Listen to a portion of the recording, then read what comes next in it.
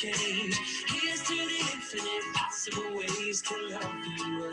I want you to have it. Here's to the good times we gon' have. You don't need money, you got free pass. Here's to the fact that I'll be sad without you. I want you to have it all. I want you to have it all. I want you to have it all. I want you to have it all. Oh, I want you to have it all you can imagine. Oh, no matter what your path is, if you believe it, then anything can happen. Go, go, go, raise your glasses. Go, go, go, you can have it.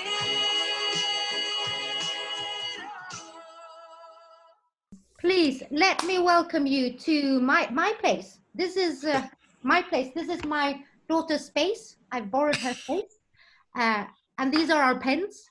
But we're actually at KTH, the Royal Institute of Technology. Yes. And we are. Hey, Martin, you're actually in your home office, and we're at SSES, so the Stockholm School of Entrepreneurship. And I'm just going to say briefly, so that everybody gets this. When we were, a couple of weeks ago, when we were heading into the harder times that we are in now, because they are getting harder and harder, I believe, because of the duration and the strain, I contacted you straight into your live feed and said, please, it is becoming really scary in Sweden, and my students are now all over the place. My students are normally in Stockholm, but now of course they've gone home. We have students all the way from Asia to Canada and everything in between and in the middle. So it is also kind of scary to start businesses and to run businesses now, because they are indeed failing. So one simple question I asked, can you please come and inspire and motivate my people, my students and my people? And you said yes. So thank you. You're welcome. I think the purpose of having you here is that we basically do what I normally do in class. We engage you with questions and then we take it from there. And as we're in a class, my students have priority, of course. I have invited lots of other people, but the students, of course, have priority. So I'm looking at some words written by Annalisa Reich, and I know you're there, Annalisa. You can just unmute yourself and say hi to Guy and ask, why don't you ask one of your questions? Hello. Hi, Annalisa. Sorry, let me just get the camera working. Hi. So Annalisa is a former student of mine, and she has two questions. Okay. Choose one, please. So I watched your TED Talk, and after that I was wondering how you learned to speak so amazingly. Could you make that out, Ebba? I heard her. Really. Yeah. Annalisa, I'll just read one of your ones here. Have you had mentors over the course of your career, and how have they influenced you? Yes. So I've had two mentors over the course of my career. One, believe it or not, when I started professionally in the jewelry business. So I was in the jewelry manufacturing business. And in that business, I learned how to sell, which has been the most valuable skill ever since then. And the second mentor I had was at Apple. So he was an executive at Apple who just happened to take a liking to me. And so, yes, I've had two mentors. They protected me. They showed me how to work inside a political organization. And they kind of, showed me the ropes, if you will. So, yes, I have had two mentors. Then I must latch on to that and ask, Guy, did you also have mentors in terms of being kind and benevolent? Because I find the most successful people are also the kindest people and the most benevolent people. So did you have mentoring in that regard as well? Well, first of all, I can point you to a lot of successful people who are not kind and benevolent, but that's a completely different subject. Really, my parents, my father taught me the concept of noblesse oblige, and told me that I had a moral responsibility if I'm fortunate, that, as they say, there but for the grace of God go I. So yeah, but I haven't had someone who sort of pulled me aside and said, okay, now I'm going to teach you how to be a good person. That not in so many words did that ever happen. Because you had good parents and nobody needed to, I'm sure. Well, I don't know about that. So Anna-Lisa, are you happy with that response? Yes. Thank you very much. Then let's move on. There are so many things that I would like to ask you, but let's move on to Silvio. I think Silvio has got a semi-critical question, which I think is really important and interesting. Yeah, so hello. Hello, good to see you. My question is a little bit related to when you have your talks, you often say like making meaning is a super important point. Yes. When you do make business, right? And yes. I just watched a video where you like pointed out 3 different points of making meaning, basically. And like usually the point is making meaning to your customer, right? But I was wondering, like my background is in sustainability, and I wonder if making meaning now in these times changes from making meaning to your customer to making meaning to the whole world, because we have some kind of moral obligation to do so. So it's not just about making like a fancy device and sell it to thousands of people, but also consider what impacts that maybe have also on other parts of the world. So to narrow it down, the question is, do you think making meaning to the world as a whole is a moral obligation for today's entrepreneurs? Well, that is a very complex question, because on the one hand, if you are not providing a product or service and therefore have revenue and profits, you will fail, and then a failed organization cannot make meaning either. And it's like, take an example of Apple. So Apple has to sell phones and computers to be successful. It can have an additional bottom line in the sense of contributing to society. I think that the best companies do both, that Apple contributes to society by enabling people to be more productive and creative, and it also contributes to its own bottom line by selling phones and computers. Now, it's difficult to imagine a for-profit company that says, all we're going to try to do is make the world a better place, because I don't think that people wake up in the morning saying, gosh, well, what company can I buy something from to help them make a world a better place? People get up in the morning and they say, I want a computer, I want a phone, I want to be able to communicate or draw or send email.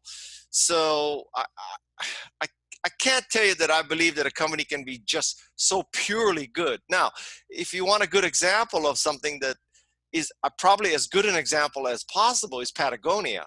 So Patagonia definitely believes that it has to sell great outerwear for its customers, but it also has a huge moral responsibility.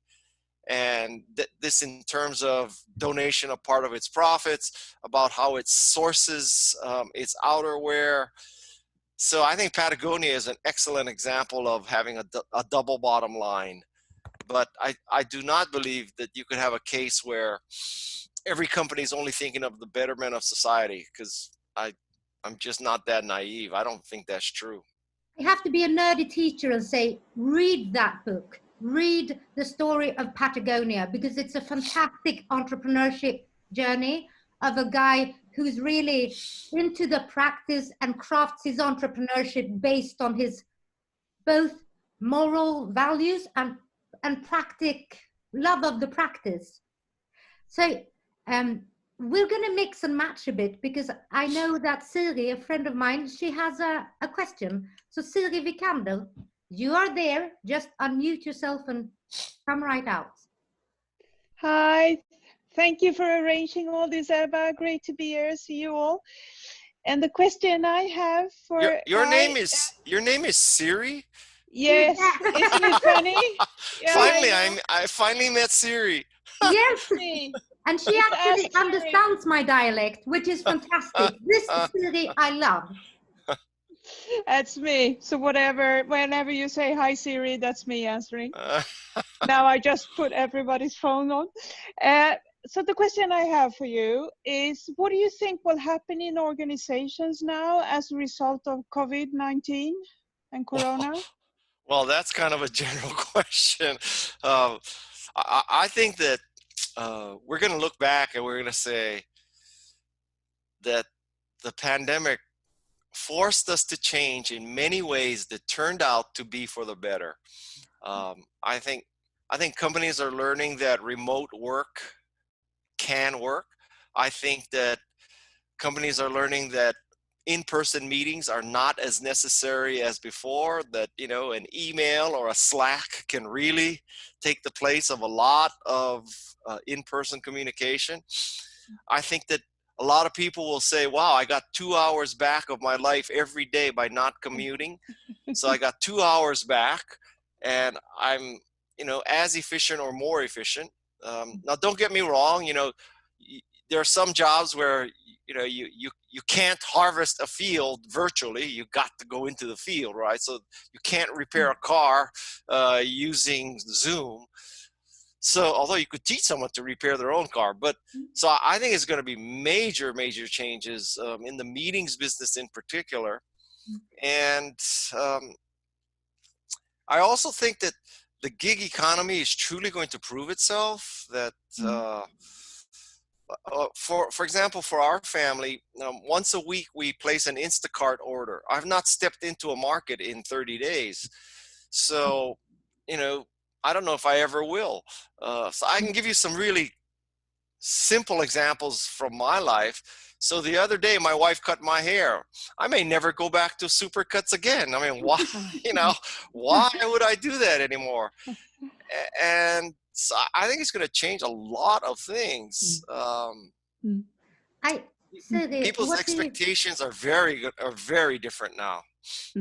And we are so many nationalities in the same Zoom. And Siri and I were Swedish.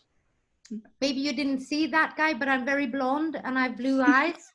Yeah, I noticed. Yeah, so I was kind of born in South Korea and then adopted to Sweden, but I am very Swedish. So Siri and I, we share the same culture. And I think, Siri, would you reflect with me in this? I think one of the immediate effects in Sweden regarding COVID-19 is Sweden hasn't seen a crisis in a long time. We've seen specific events that were tragic and had implications.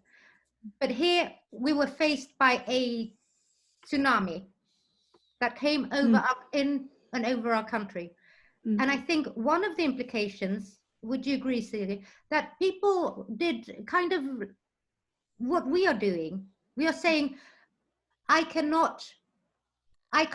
take care of people. I'm not trained to be a nurse. What can I do? What can I do to help and support? And in my area, that's, I can engage and be a nerdy teacher and bring people into a context and learning.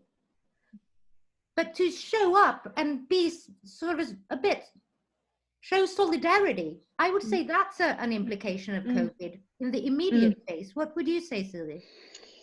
I think nobody wanted COVID to happen, but now it's here. And there are things that are good. We travel less. And I think the way we have meetings now and that we are more digital, it's good for the planet. It's good for the individual. It's good for the organizations that we are forced to change behaviors. One thing I'm wondering is what's going to happen with all the people that have been laid off. Are the organizations going to rehire them, or are they going to take the chance to step up with the digital transformation and automate work? Well, it's difficult to build a case that it's going to be in the short term good for employment, right? So, in the United States, the only companies that are hiring right now are e-commerce and companies like Instacart. Instacart is trying to hire another 250,000 people. Although, if you think about it, that's an interesting number in itself. So I think Instacart has already hired 250,000 new people, and they're trying to hire another 250,000 new people. So that's 500,000 people. The U.S. coal business, COAL, coal, the black stuff you burn, that has a total number of employees of 50,000 people. So Instacart, one company, is trying to hire 10 times the size of an entire industry. And yet the politicians in my country are so freaking stupid that they're trying to support the coal industry. They're trying to bring back coal, and we're going to go down into a deep path here, but I think the leadership of the United States is so flawed that it is just incredible. If you planned it, you could not say, let us have a more stupid leadership than what we have. But anyway, that's not the question. I'm not going to say who, but one of my young ones actually cried when your leader was elected leader, because that was the kind of fear that scenario had basically instilled in all of us. But really, this is Schumpeter 1942. This is really creative destruction on a massive scale. We are seeing something being destroyed, as in old habits, ways of working, concepts, relationships, and we will see what new is being born. And it will happen sooner than we think, I think. I would like to just reflect a bit on the people we have in the Zoom. Guy, I don't know if you're an ABBA fan. Are you an ABBA fan? Well, I know who that is. ABBA!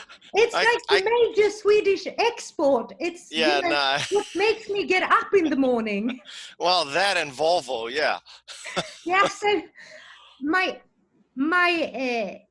I was just a brief story. When you confirmed in the middle of the night, Cest, my kid was awake, and I looked kind of round-eyed, and she said, what's going on, Mum? Because I'm never round. I usually take things in stride. And I go, something quite spectacular happened. I'm having like this iconic person visiting my classroom.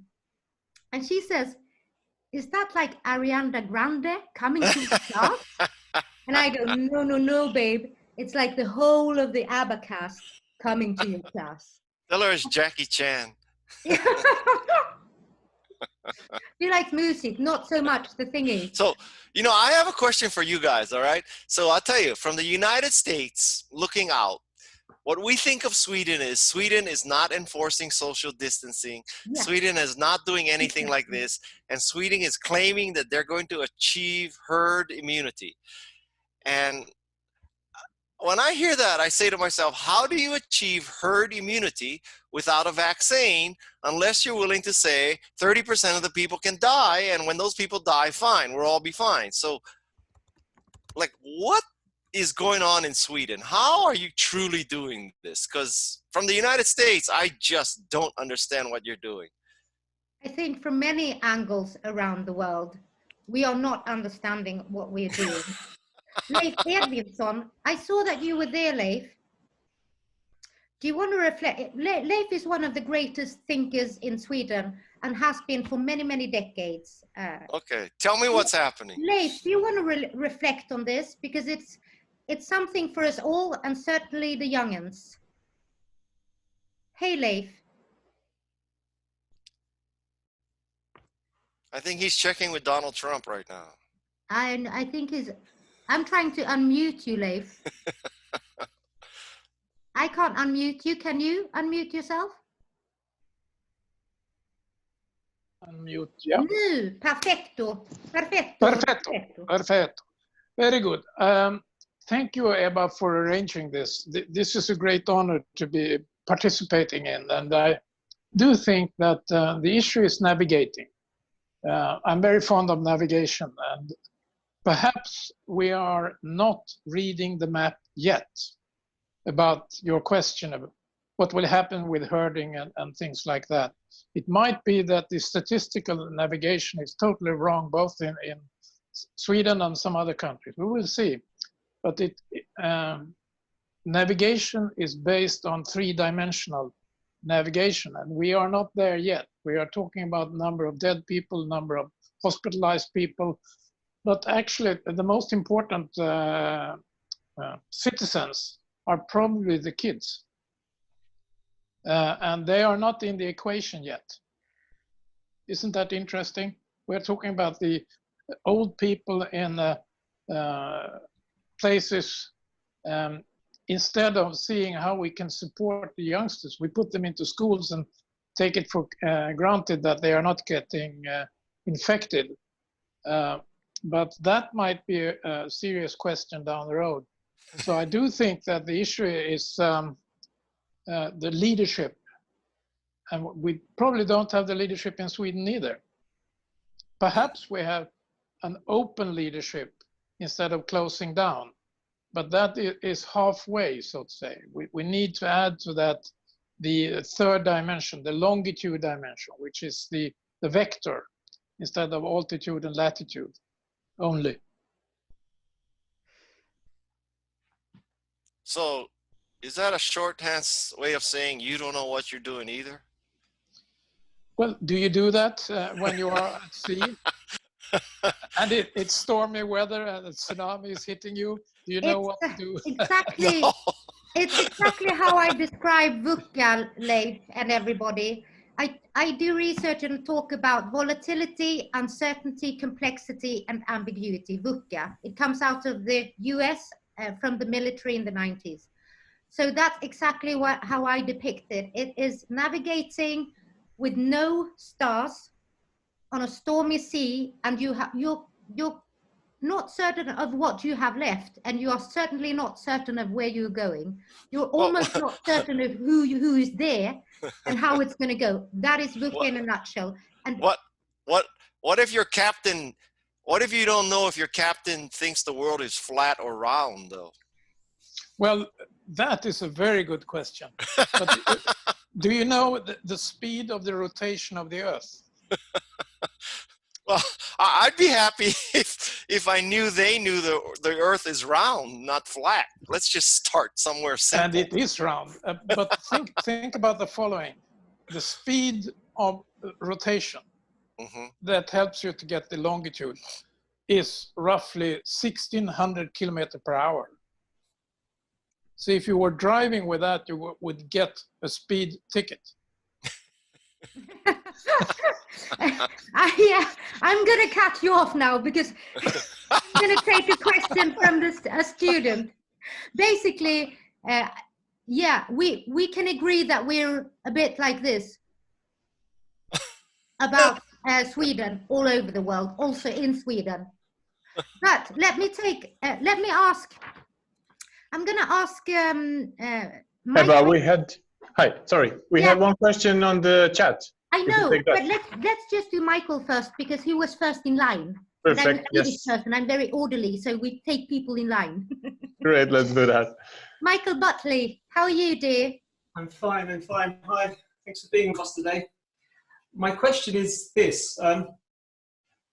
If you can imagine yourself as today's Leonardo da Vinci, fresh out of art school and wanting to disrupt the global art market, where would you look to start shaking things up first? Disrupt the global art market? Things are changing because I think fairs and galleries are now using VR more to exhibit their work. And now that people can't get out to attend, there are actually viewings and biddings done in a virtual environment rather than in a normal environment. So with the sections, how do you think if you could disrupt any part of that, where would you think you might look to disrupt first and why? Well, I got to tell you, I don't know a thing about the art world other than reading, like, novels about how if you scrape off the certain paint, there's a secret map underneath, and that's going to show you where there's a special crystal that empowers the world. Besides that, I don't know a thing about art. But in a sense, art is just one kind of e-commerce, right? So it's going to be a long time before we have Sotheby's auctions where a lot of rich people sitting around holding up signs. So I've got to believe, in the very least, art has got to embrace e-commerce. But wow, you're asking the wrong guy about art. I have no idea. You want to talk about cars? I can talk about cars. I wrote a mantra just in case, and I thought a 3-word mantra would be art for all, and that's as far as I got. But thank you for the reply. Well, but it's hard to reconcile art for all with the thought of buying $100 million paintings, right? So. Well, that's partly why I'm trying to right a wrong, because it's a shame that a lot of these paintings are bought and held behind closed doors so people can't see them. It's that balance of why. So yeah, maybe it's the inner hippie in me.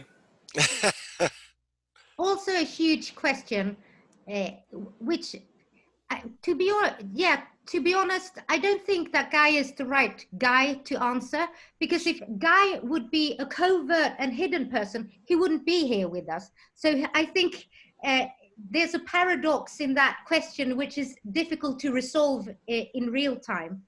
Let me ask Nilan. Nilan, who did we have on the chat? Because my eyes are getting, my eyes, and I do this. Yeah. So Nilan, help me out, please. Sure, it was Felix. He had a question. So Felix, just unmute yourself. Yeah. Can you hear me fine? Yep. Yeah, great. So hi guys, I just wondered about, since you're a venture capitalist and a marketing specialist, are you going to be looking for something specific in entrepreneurs or companies now after COVID-19 has passed? Well, I think, well, that's another very complex question. So I think venture capital is just going to shut down for a while. It's hard to imagine that, venture capitalists are the most arrogant, smug people in the world. And the concept that they're going to lead the battle to, restart the economy is just totally facetious. So, they may say that. They may say, yes, we need to reopen and reestablish the economies and all that. But when they say that, they mean for other people than me. If you ever get a venture capitalist and he starts spouting off about how we need to reopen and do all this kind of stuff and get back to work, ask him if his son or daughter came home and said, I got a job at Starbucks. What do you think, Dad? If he'll say, yeah, go out there and go work. Put your mask on and go out there, because that ain't going to happen. So there is a lot of capital sitting on the sideline. I don't know how they're going to deploy it. Face-to-face meetings are certainly not going to happen, but you could pitch a company via Zoom just as you could pitch a company in a boardroom. So that can happen. But I just think that they're going to be so conservative because they're worried about everything. They don't see any liquidity. The stock market is totally bizarre right now, right? So if you were to ask me, where should the stock market be? I think the stock market should be absolutely in the toilet, but it's not, because somehow the fact that there's massive losses and massive unemployment has translated into a rising stock market. I just can't put those two things together in my mind. So I will tell you though, if I were an entrepreneur now, the way you should approach this is, first of all, I think you need to understand that cash is king, So you have to do everything you can to preserve cash. You probably need to furlough or lay off more people than you think is wise. So I would say cut deeper than you think you should. If you have physical inventory, I would sell inventory any way I could right now. That if you are, if you are a gadget company or a t-shirt company or a, I don't know, iPhone case company or whatever, right now you need to turn your inventory into cash because cash is king. Another thing I would do is I would try to stop doing multiple tier distribution where I sell to Amazon and Amazon sells to the customer, because all Amazon has to decide to do is decide that selling iPhone cases is not essential right now. And so they're going to, your product will not be the product that's shipped and sold right now by Amazon because Amazon has decided it's not essential. And fair, that's fair for them to do. So you have to take back controls of distribution. I think you have to examine your supply chains. That the assumption always before was you got to find the cheapest manufacturer in China. Well, cheapest manufacturer in China might not be so smart anymore if there's a trade war between your country and China, and if nobody's using boats anymore. So it may be better to pay more for local manufacturing than for the lowest cost manufacturer in China if you can't get it out of China. But I think the most important question any entrepreneur could ask themselves today is the question I call, therefore what? And therefore what means you take your analysis of what's going to happen. Online learning is going to explode. In-person meetings are going to implode, and virtual meetings are going to explode. That the gig economy is going to come roaring back. Instacart has proven that this kind of gig economy can work. Or your insight may be that Airbnb is doomed because no one is going to want to stay in a strange house, not knowing who was there before. And no one is going to want to rent their house to a stranger who might have COVID. So Airbnb is doomed or not. Or maybe there's a business for Airbnb that guarantees, complete disinfection of a facility within 3 hours. So maybe there's a new service there. But I don't know what the answer is, but the analysis you go through, and then you say, okay, so now I think this is what's going to happen. Therefore, what business is necessary? And that is the most productive conversation you could have right now. Based on what you think will happen, therefore, what should you make? It's the essence of analysis, and I love it. You have a unit of analysis, you analyze it, and you draw implications, preferably with support of theoretical nerdy references and stuff. Guy, I need to call on the founding father of this course, Business Model Innovation. Terence, can you just say hi and tell us briefly why and when you created these courses? I'm not going to say how long ago, because, but do. Guy, again, I would like to thank you for stopping by and sharing your wisdom with the class, and of course to Ebba to making it happen. I'm the former dean of the Stockholm School of Entrepreneurship, as well as Ebba said, I created this course, I don't remember when, I guess 11 or 12 years ago. And at that time, we were I think the first graduate course in business model innovation. And why did I create it? The reason I created it is that we were teaching kind of a venture creation sequence as the core curriculum. So the first course was a course called Ideation, which it still is. The second course was Business Plan. The third course was Execution, and the fourth course was Growth. It was in a kind of a venture creation sequence. And I decided that business planning as a academic course had run its course, and it could be best taught as a side course or some training.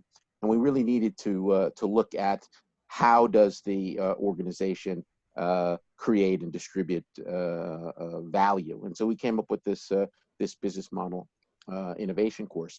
That's basically the rough story. But the question, I want to I'm kind of sick of COVID and whatnot. I want to get back to a kind of a more mainstream sort of question. One of the things that entrepreneurs do is break rules. And at least they're known as rule breakers.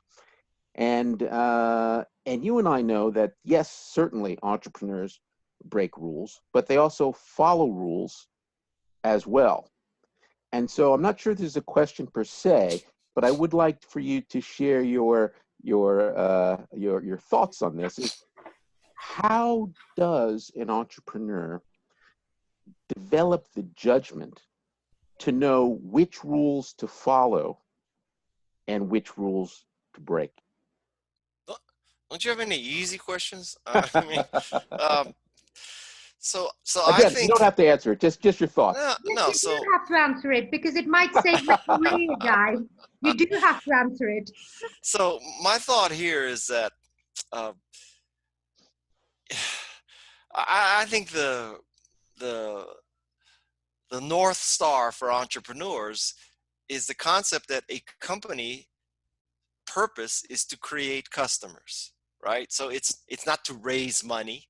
It's not to do anything strategic. It is to create customers. And the way you create customers is a great product, a great service of those products and services. So far it's not rocket science. So if you believe that your job is to create customers, then you do whatever it takes to create customers. Sometimes that means follow the rules. Sometimes it means break the rules. If you take a case like Theranos wanted to have this magical thing where a drop of blood can diagnose all this stuff, right? That's a very worthy goal. But there are some rules in medicine. For example, it should work. Duh. And there are some rules that, Theranos probably broke that should be broken. So it's very difficult to tell you exactly which rule you should break or not break, but the general, North Star is your job is to create customers. Theranos maybe took that too extreme. I guess they thought their job was to create customers by lying. So they broke that rule. Now, another perspective I have is that often when you are creating a company, I don't think you should wake up in the morning thinking, my goal as the CEO is to break rules. Because customers don't wake up in the morning saying, God, I want to find a company that's breaking the rules. People don't buy products to break rules. They buy products to increase their creativity, productivity, make them healthy or make them happy or make them something. But I don't think anybody wakes up in the morning saying, if only I could break some rules today. So just keep that perspective in mind. Along the way, you may have to break some rules. Along the way, you may have to obey some rules. But the goal is not to break or obey rules. The goal is to create customers. I like that metaphor. I'm a disciple of Drucker, and yes. of course, Drucker is yes. about creating the customer. So your North Star as a metaphor is great. I use a kind of be customer centered. Which is a very similar concept where the customer is the center of all the activity, and let you meeting the customer's need or solving the customer's pain as being your be all and end all. And the things that you do to solve the customer's problem, to relieve that pain, is the things that yes. you do that ultimately will create value for the customer by solving his problem, but also will create value for me, the entrepreneur, and the owners of the company, because I've been successful at creating value. Absolutely, I love that.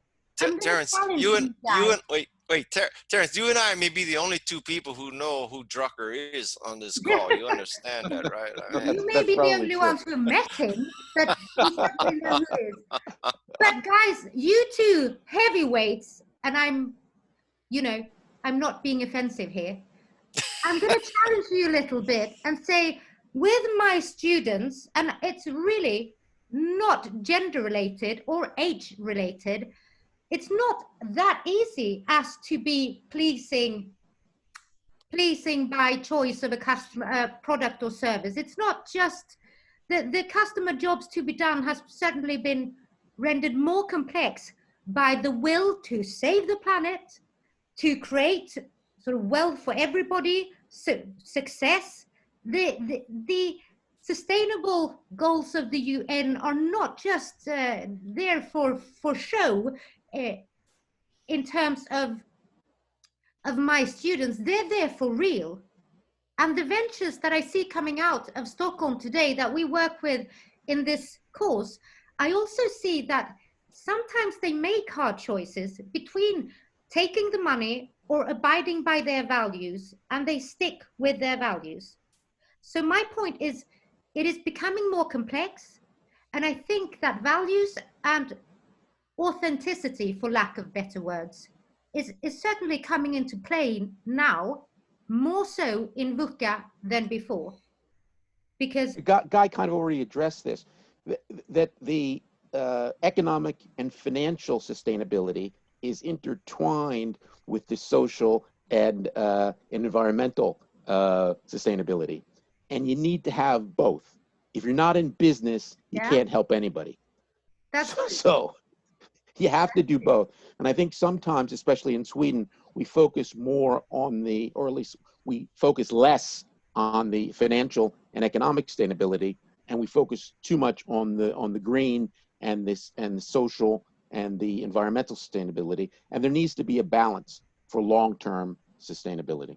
Interesting. I'm coming out of business school, so I interesting, and the UK at that. I'm going to call on another not founding, but an engine of growth of these courses. And this is Greg. I'm calling on you to say hi to everybody, your past students, and hopefully your coming students as well. I'm gonna, there we go. Hello, everybody. Guy, thanks for being with us. Hello, Ebba and Terrence. And yeah, I've been a part of this Stockholm School of Entrepreneurship community and continue to be. Guy, I was curious about, there's a lot of students out there, given the crisis, who are thinking about, what am I going to do, right? There's a lot of fear and anxiety about this. And just thinking about it, you know, what guidance would you give, both sort of in the immediate term, in terms of, obviously the people here are interested in entrepreneurship, intrapreneurship, or social entrepreneurship, something around innovation, but also in terms of thinking about it 5-10 years out, in terms of building a career with this very, very difficult start. Do you have any sort of thoughts that you would give? Well, I mean, a general thought that I have is we now all have gotten back hours per day, right? And I think now is the time that you do the shit that you never had time to do before. So that may be learning new skills. It may be, there was a weekend, I spent a weekend organizing all the cables and power supplies in my house, okay? So I'm not saying it's always that kind of stuff, but you know, now is the time to digitize your business, to learn new skills, to learn how to do a Zoom meeting better than anybody else, to learn how to, you know, perform these kinds of techniques and management techniques, because if there ever was a time where we have time, it is now. And I can't tell you that there's, I don't think there's any magical solution to this COVID thing. It's going to take probably at least months and months, if not years. So, but it too will end. And I also think, not to denigrate what's happening now, but we also have to put things into perspective, right? So, you know, when I see people in the United States protesting being shelter in place, and how this is an affront to their sense of freedom, and you know, it's like a heinous crime against them that their gym and coffee shop and barbershop is closed, and they're protesting at the state capitol with their their automatic weapons. I don't know why they have automatic weapons unless they're going to shoot the virus, but that's a different discussion. So, you know, let's put things into perspective. So, think of the people in Syria, or think of, you know, the Holocaust in World War II, or think of even the Japanese Americans in World War II. I mean, in a sense, we're asking people around the world to shelter in place for a few months. It's going to be hard, but it's not like you're being ripped out of your house and stuck in an internment camp in World War II. So, you know, we have to put some perspective on that too. And I just think this is a time that you have to use. There is no magic bullet that's going to turn everything around tomorrow. So we just have to prepare and get ourselves in place to be able to not only survive, but thrive when this comes to pass. And that is going to take a new set of skills. And so let's just start learning the skills now rather than waiting for this miracle to occur. And I think one of those skills that I really would like all of my students to absorb from my classes is that to learn to get stuff and see them in perspective, in relation to stuff. So with Syria or the Second World War, really to get things and matters into perspective and prioritize, to really understand what is urgent and what is relevant. So what should I be investing my time in and what is irrelevant? So nagging about, you know, bitching about not finding a parking space for 15 minutes may not be what is essential in times of these, or any times indeed. So a bit of, you know, working on your skills of handling anxiety, building perspectives, but also working on the skill of finding hope, of finding and sustaining hope when the picture is fairly bleak. Okay, so yeah. Let me give you an interesting case in point right now. So there are 4 pages of people here, right? Sitting in front of a camera, in front of a computer. And not all of them, some of them have turned off their video also. So I want you to ask yourself the question, if I tell you that one of the skills going forward is going to be a very good presence on Zoom, where you look trustworthy, you look likable, you look honest, that you are properly lit, that you're not staring down into the computer, that your dirty laundry isn't behind you, that you don't have somebody snowboarding behind you when you interview. I mean, so like, this is a skill. So look at what you are displaying to people right now. Pretend this is a job interview at McKinsey or Accenture or, you know, I don't know, Goldman Sachs. Not that I would want to work at any of those 3 organizations, but pretend this is a job interview. And, you know, tell me, looking at all of your colleagues, like, who are the ones that you would want to hire by looking at these things? Which ones are the ones that are front lit, that, you know, have a meaningful background, that don't look like they're, you know, just got up and they put their hoodie on with their pink baseball cap? I mean, who's the pros here? So that's a skill.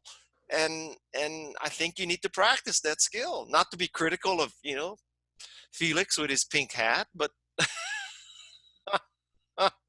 but this is a skill. This is no different than interviewing or creating a good profile on LinkedIn. A good Zoom appearance is important. And that is really kind of, it annoys me, Guy. It annoys me that it is very important, really, because my whole, I'm a PhD in business and partly marketing and sales. And I was born in South Korea, but I grew up in the 70s and 80s in Sweden. And it annoys me, the fact that appearances should be so important, because I come from a tradition of very qualified academic, soft-speaking people who are intellectual and look at substance, not surface, but substance. And of course, it is a skill, and we have to train for it, and we have to just accept that it is a part of the game. But allow me to be a little bit annoyed at that game as well. Well, Sophia yeah. Palmgren, I know you're out there, and you are the trainer of leaders, and you have been for so many years in Sweden. What is your take on leadership, authenticity, and the actual fact that we do have to adhere to a format, either Zoom or interview or assessment center or whatnot? Sophia, you just unmute yourself and go. Hi. Yeah, hi. You caught me a bit off guard there. Always. Really. I've known you for 40 years. I always catch you off guard. But I mean, it's a mix of answers there, because I would, first of all, I would say that always, if you're looking for a job, you should always strive for authenticity and be yourself rather than playing a role, because that will, people that are recruiting, they know all the tricks. They can Google all the right answers too, so they will spot when you're playing a role. On the other hand, I fully agree with what Guy is saying, that being yourself shouldn't be turning up in a Zoom meeting with your hair unwashed and sloppy clothing and so on. You can always say that's I'm being authentic, but there's always a level of a surface that you need to polish, because otherwise people will make inferences about you that you don't want. So Prejudice. To keep a balance. Yeah. So they will have prejudice against you if you have come with. Yes, I get that. Well, you know, but now to poor Felix's defense, if I were looking for a Python programmer, maybe Felix is the look I want. Yeah. But I don't know about a sales executive.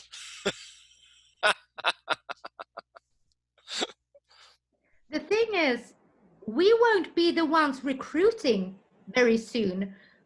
The ones recruiting the stars are 20 years younger than we are. Yeah. They have. Can I just also say that I think this is a very much generational thing. Yes. Like, I think that I would look for someone completely different than what you might look for, guys. I agree. This is maybe more of a programmer look than a sales executive. Excellent. So I'm going to talk about the ABBA Museum once again, because I do have the founder of the ABBA Museum here. There's an ABBA museum? There's an ABBA Museum, and Guy, I'm going to treat you. When you come to Sweden, I'm going to personally treat you, because it's kind of expensive. What's the museum of the ship that went like 300 meters and sank? That's Vasa. It's next door. But Matthias, he can't take responsibility for Vasa, but you can take some responsibility for ABBA Museum. So tell us a bit about that. Because, Guy, we have such awesome entrepreneurs in Sweden. Have you gotten that? We are, you know, kind of an awesome nation, I find. And Matthias, you're one of them. And we're from the same region. So if he's going to bait me, he's going to bait me in Swedish, and I'm going to say something really rude. So I'm just going to keep quiet. Matthias, tell us about your entrepreneurial ventures. And well, hi everybody, and hi Guy. I'm a long-time fan, so I'm so happy to be on this call with you. Actually, my simple idea of entrepreneurship is finding the entrepreneurs with the best ideas and help them make their ideas happen. So obviously, I haven't written any ABBA songs. And I can't, but I know the way how to get in contact with one of the writers of ABBA, and to tangle up together with him and set up the museum. So actually, that's the way I have used my entrepreneurial skills. So you don't have to come up with all the ideas yourself, and I think that it's a big learning for me, because when I was younger, I always thought that an entrepreneur needs to be the one who come up with the ideas, right? Not necessarily so. Find the ones who have the ideas and help them put them through. That's the lesson for today. And actually, Bjorn of ABBA, who I worked with setting up the ABBA Museum, he's doing right that. So he's the creative guy, and then he always tried to find the right people to make that happen, and he has made that into his actually biggest skill. So it works both ways. Have you got time for 2 more questions, Guy? As long as it's not about ABBA, yeah. I found your weak spot. It's a talent of mine. It took under 33 minutes. I think that's a personal record. I'm going to call on Christina, who's my friend and fellow researcher in entrepreneurship. Christina, I know you have a question for Guy somewhere, and I know you're here. I am. Hello there. I was thinking a little bit about growing the company. Now we have experience of participating in many growth processes. When do you know, if ever, when to leave the journey and when to continue? Oh my God. Well, if you're a man, you could ask your spouse. Because I think women have much better judgment about these things than men. Ta-da! Yeah. That's not to mean I'm anti-gay. Your spouse could be male. I don't, that's not what I mean. I think that is one of the hardest questions, and the problem with quote unquote managerial research or managerial analysis is so much of it is anecdotal. So I don't know of a study that, has quote unquote scientifically examined that question of when do you leave, when do you stay, nor, for example, when do you stick with your idea and when do you pivot? Mm-hmm. And the literature is basically full of anecdotes that Steve Jobs decided that he would stick with, personal devices and not go and become a cloud-based service business. And Mark Benioff knew that it was cloud-based from the start and he never pivoted. And then there are questions of, that Google started as a consulting firm and it became a search engine. And I don't know, Nokia started as forest products and then it started making phones. So for every story of changing or not changing, there's the alternate. And I think the same is true about leaving or staying, that some people left and went on to greater things, and some people left and never should have left. So that's one of the big problems with learning about business, is that it's not science. If in a perfect world, we would have the same organization and control for all the variables except for the person left or not. And then we could have a hypothesis and we could have a controlled experiment, with a placebo and the whole thing. How do you do that in business? You cannot. And therein lies the problem. So I don't know if there's an answer for you, Christina. In Silicon Valley, the way we work is we throw a lot of stuff up against the wall. Some of it sticks. We go up to the wall. We paint the bullseye around what's stuck. And we say, we hit the bullseye. We are so brilliant. You can always hit the bullseye if you paint the bullseye after you see what's stuck in the wall. And that's what we do in Silicon Valley. Post hoc ergo propter hoc. I need to get some Latin in there. Last question from a student. Mr. Duckstein, I think this is a perfect ending to a session with Guy. Mr. Duckstein, where are you? I'll read it. You guys have the best name. His name is Duckstein? Yeah, I know. It's because we're so international. We're from all over the place. So, manchmal mag es es und manchmal mag es es nicht. The question is, what does an evangelist or a brand ambassador do during the day? So what does one do? surf. So evangelism comes from a Greek word meaning bringing the good news. So an evangelist brings the good news as opposed to sales. Okay, so I think sales is fundamentally about meeting your quota, getting your bonus. An evangelist has the other person's best interest at heart. So when I evangelized Macintosh, I believed that I got people to use Macintosh for their best interest, i.e. to be more creative and productive. Today, I'm chief evangelist for a company called Canva, and it's an online graphics design service. It has democratized design, so anybody can create beautiful designs. So when I evangelize Canva, I'm bringing the good news of Canva that anyone can make beautiful designs that help them communicate better. That's what an evangelist does. A salesperson meets his or her quota and gets a bonus. An evangelist is trying to help the other person's life improve. Don't get me wrong, it's also good for the evangelist, but there is that element that when I tell you to use Macintosh and when I tell you to use Canva, I truly do believe that I'm thinking of your best interest, not just my own.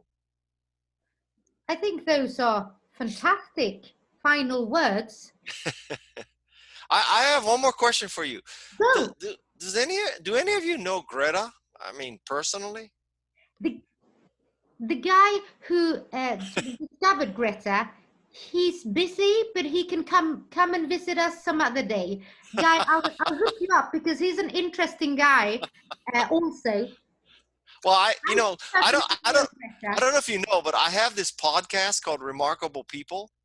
It is remarkable, yeah. And I want you all to subscribe to this podcast, okay? Because this podcast is not about me. It is about remarkable people. So I have interviews with Jane Goodall, Margaret Atwood, Steve Wozniak, Stephen Wolfram, the inventor of Mathematica, Steven Pinker, Harvard psychologist, Phil Zimbardo, the psychologist from Stanford who did the Stanford prison experiment. Yeah. Andrew Yang. If you don't know it, yeah.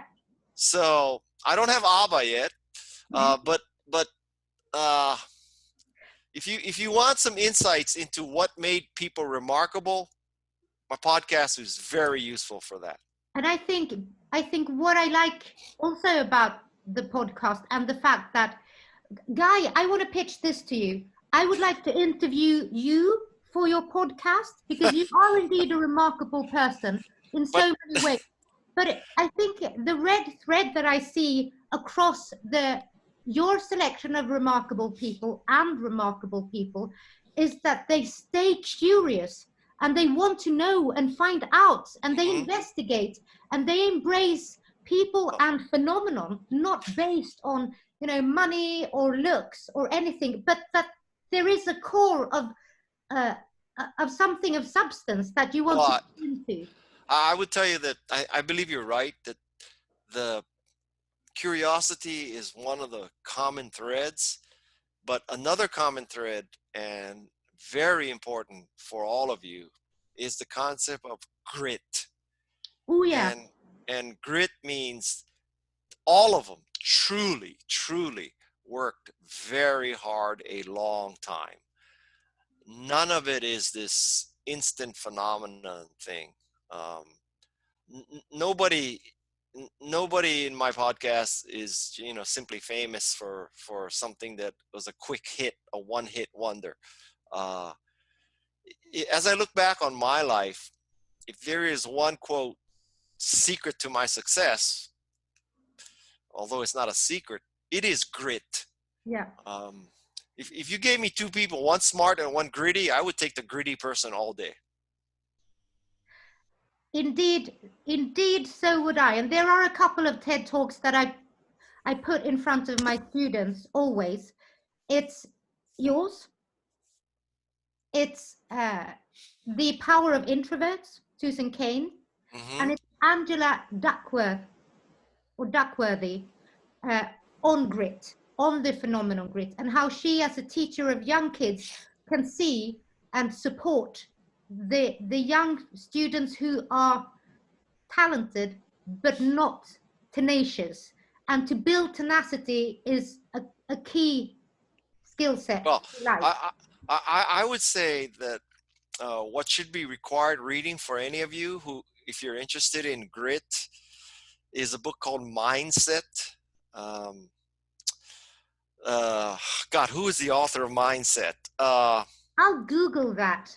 Yeah, Google. Yeah, I'll Google. She's a Stanford professor in the School of Education, and it's Carol Dweck, D-W-E-C-K. Yeah. And Mindset is a great book. A highly recommended reading. And I'll give you one more recommended reading. It's a book called If You Want to Write by Brenda Ueland, U-E-L-A-N-D. She was a writing instructor at the University of Minnesota. And obviously her book is called If You Want to Write, but it has to do with any creative function. So if you want to program, if you want to entrepreneur, if you want to market, if you want to write, if you want to play music, if you want to draw, if you want to speak, just put whatever verb you want in there. This is a great book. This book changed my life. So If You Want to Write and Mindset. And subscribe to my podcast and you'll be great. That's it. Done. Done. Guy, I'm gonna thank you on email and share some of the precious book tips and a photo of beer cups and whatnot on email. But for now, everybody do as we always do in class. Just put your cameras on, wave and say goodbye and thank you for tonight. Thank you. Thank you. Bye-bye. Yeah, Felix, remember me when you start the next Apple. Yeah. I will remember you. I don't worry about that. Bye-bye. Bye. Bye.